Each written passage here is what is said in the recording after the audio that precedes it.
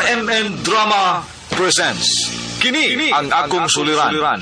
Sa bugtong tuyo nga kami makaalagad kaninyo. Among gituyo pagmugna kining maong tulumanon nga pagatambagan nila ni Dr. ni Elaine Bathan nga mutabang sa pag-iway sa mga gumunhap ug kalibo nga inyong gihambin ilabi na sa punto legal. Inisab si Dr. Rene Obra ang kaabag sa inyong suliran. Kini ang akong suliran.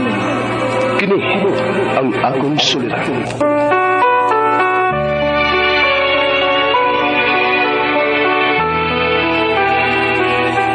Sa atong pagkaymugso ng kalibutan, gikalawaan at ang daan sa atong suliran. Ang suliran mo'y kabahin sa itong inadlang panginabuhian. Aba na doon ay suliran nga dili mo mapasan nga ikaw ra.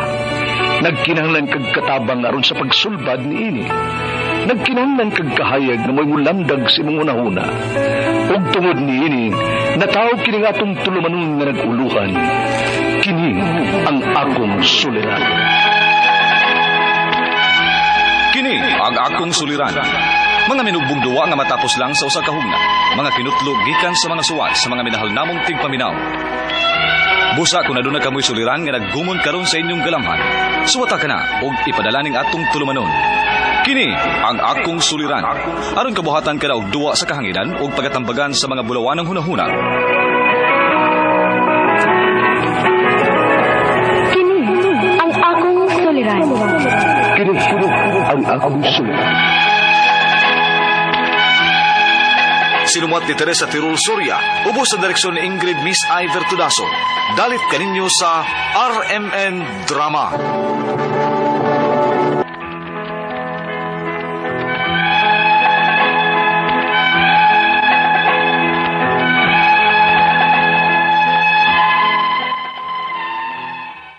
Maayong adlaw kaninyong tanan nga nagpaminaw karon ning tulumanon, kini ang akong suliran. Ilabi na kaninyo Dr. Rene Obra ug Attorney Elaine Bathan. Ingon man sa mga artista nga maghatag og kinabuhi ning akong suwat suliran. Ako si Gina. Itago na lang sad ang akong address. Punto legal kining akong suliran. Kabahin kini sa kabilin sa akong amahan. Og bahin sa mga makuha sa iyang legally adopted nga anak og anak sa iyang kabit. Aron ni sabtan, ingon niini ang mga panghitabo.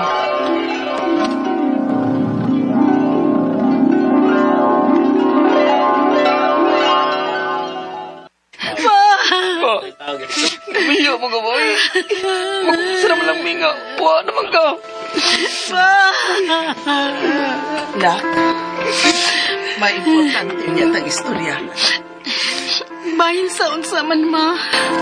Bahin sa kabili ni Papa niya.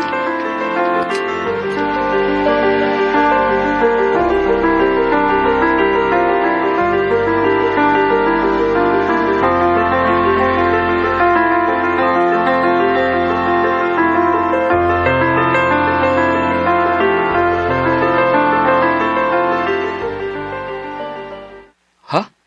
May mga yuta si Papa sa probinsya? Udong, o gawas anak, nga pa siya laing mga katigayunan nga inyong bahin-bahin nun. Unya, kinsa may gibinlan niya ma. O uwa man siya magbilin og last will and testament, na? Ha? Unya, unsaon man na ma. Wa pasab ko mahipaw. Unya na lang na nato istorya hagbalik kung malubong na sa papa ninyo.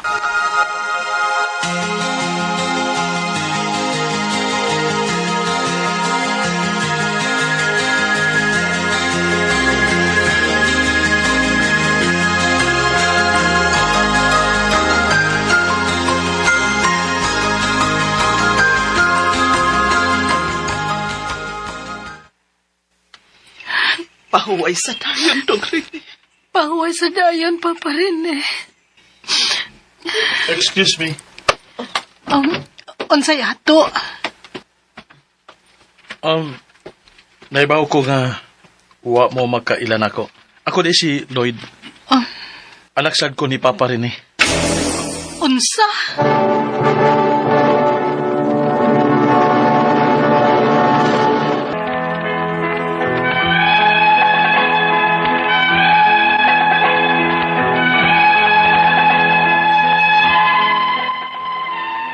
Wa mi magdahom nga gawa sa giadapt ni Papa. Naadi ay siya laing anak sa laing babae. Og sa akong tan-aw, murag manghud ra siya nako. Mong nahibaw ko nga bunga gyud to siya sa pagpakasa ni Papa. Unya, unsaon man ni nato, nga wa may gibilin nga last will and testament si Papa. Unsaon man nato pagbahin ini? Kung ato na lang kahaipatas tanante, para fair. Fair? Ngano, Phil? Tanaw ni mo. Fair ba gudi ay kung pareho ka o madawat sa among madawat? Phil, kami mo itinuod nga anak ni Papa. Ikaw, gisagop lang ka. Gina, anak. Ay pagsulti ingon anak, uy. Legally adopted si Phil. Kunaon na, ma. Asa man ang iyang adoption papers? Na, manay dakong problema ron. Kay wa na yun dako makiti kung hain na.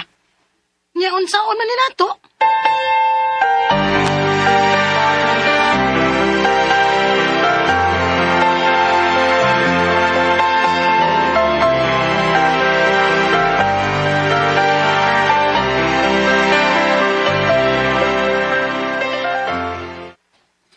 Ako pa ni mo, no? Ayaw ko tagi og share ng imong isuon nga adopted, oy. Niya ka na pong anak sa kabit yung Papa. Dong, No na, ha? Gi-adapt na ni Papa mo si Phil. Di padugay. Edad niya. Dako na. Niya ka na anak sa kabit ni Papa rin mo. Karoon na nagpakita nga wala sa Papa rin mo. Dong, Kung buot na ginunaon, ikaw raw maoy na ikatungod sa kabili ni Papa rin mo. Di ba? mas maayo pa tingali, oy. Ako na lang silang prangkahan bahin, ana. Ngawa sila'y madawat.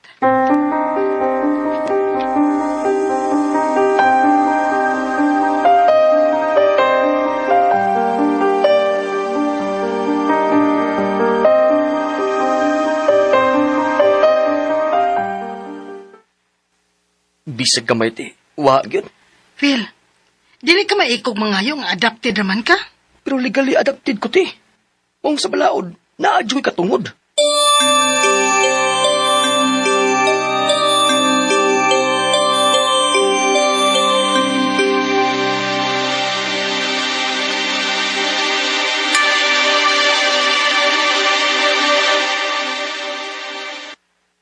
Muna akong pangutana. Wa ba gibilin si Papa nga kabili nato? Naalagi, Lloyd, pero wa kay labot. O siya wa? Sa ato ng amahan. Mao ngay nag-idaw na ako. I-fight gina na ako. Kwao na ako akong bahin. Unsa?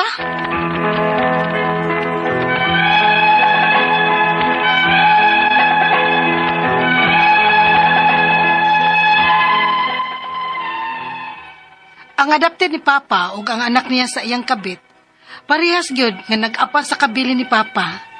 Mao nga naglibog ko kung unsaon ni nako pagbahin-bahin o kung may share ba gyud silang duha. Ang ako mga pangutana mao kining mosunod. Unang pangutana, legally adopted ang anak ni Papa nga si Phil. Pero wa makit-i ang adoption papers. May katungod ba siya nga makadawat og bahin sa kabilin ni Papa? Ikaduhang pangutana, may anak si Papa sa laing babae. May katungod ba sad siya nga makadawat sa kabilin ni Papa? Kung naa, mga pila pud ka percent? Ikatulong pangutana, gawa sa DNA, unsaon pagpaagi aron mapamatud-an gyud nga tinuod siyang anak ni Papa ngadto sa laing babay. Ikaupat ug katapusang pangutana, way gibilin nga last will and testament si Papa.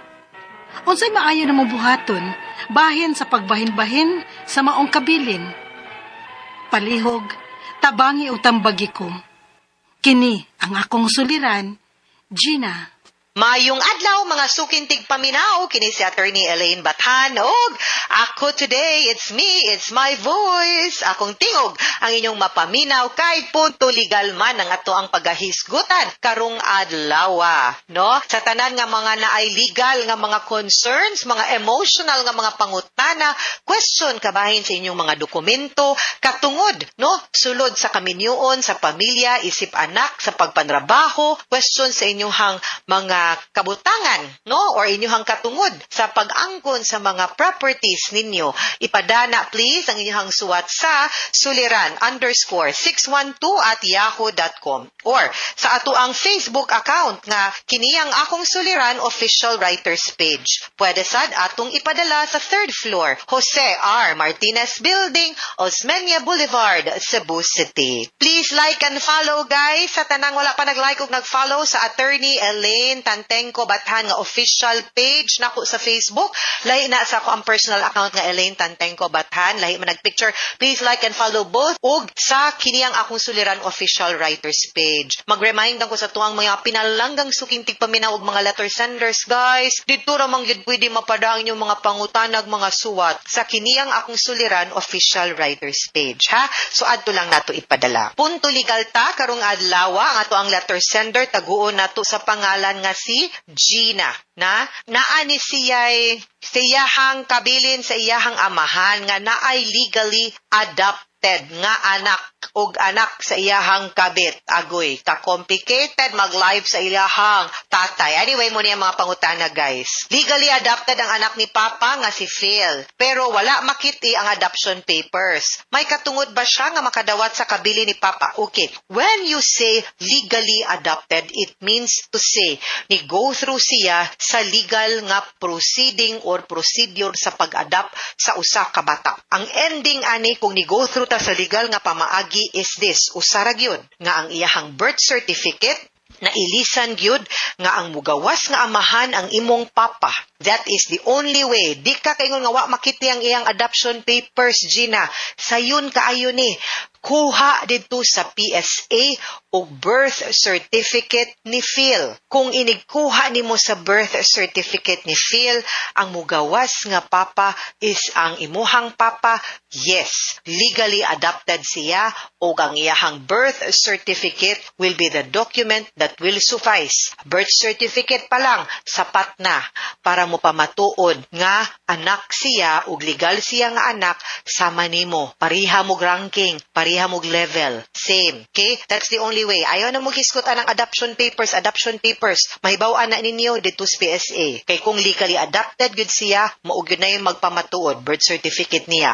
Why lalis? Why istorya? Wa gay siya birth certificate, di siya legally adopted, wa siya katungod. I'm sorry to say. Ikaduhang pangutana, may anak si Papa sa laing babay. May katungod basad siya nga makadawat sa kabili ni Papa kung naa pila pod ka percent. Okay. Ako ang nasayran nga mayong kagkabit, anak sa kabit sa imong papa, meaning to say, wa pa na anak siya, no?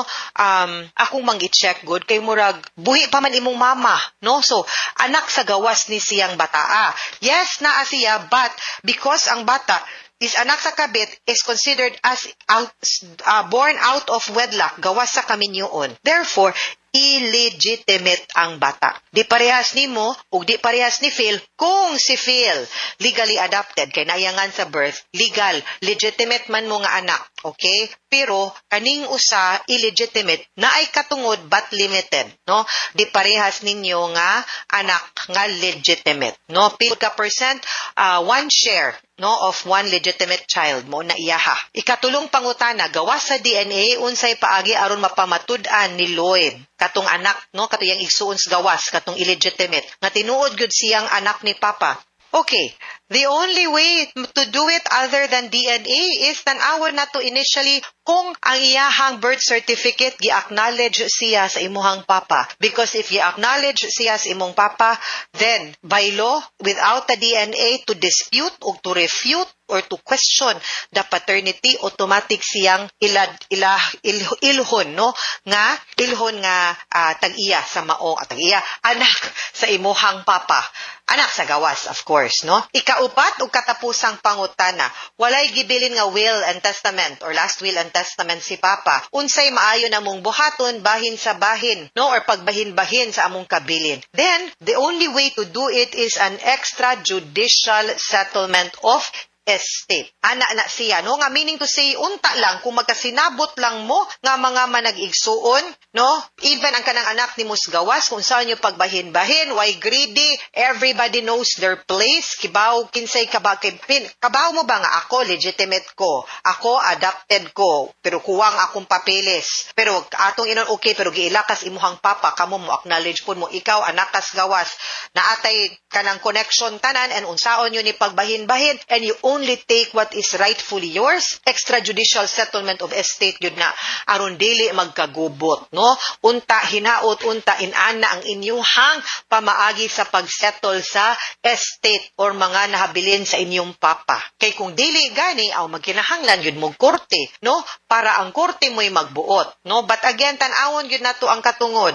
Again, kung si Phil, what if, no? Manis yung pangutana, pero ang question, what if si Phil, what day ang iyang PSA? Meaning to say, di siya legally adopted. Honestly speaking, kung ang balaod ato ang sundon, wag yun siya'y makuhang katungod, kay wag man siya'y pruwiba, nga anak siya. Pero morally, kung kabaw pod mo, no? Nga, kanang, gitanaw pod yun ninyo siyang igsuon, or anak pod si imong papa niya, willing pod mo, nga muhatag og bahin niya, o hatagi lang pod. Pero, kung pananglitan, di mo, kana, no? Or si Phil, mayon pod nga, di pwede, diha gyud na magkasugod. Muna ako ang pasabot nga magkasinabot lang mo. Or, kibaw gyud mo, nga paski pag wala sa birth certificate, kinakalimtag acknowledge. Pero, dili na mo question nga anak gyud siya sa inyong papa, ang katong usa, then, hatagan ninyo siya, kung pilay gitagan na po sa balaod nga iyahang share, then I think everybody is happy. Nga, dili kayo ta mag-greedy, no?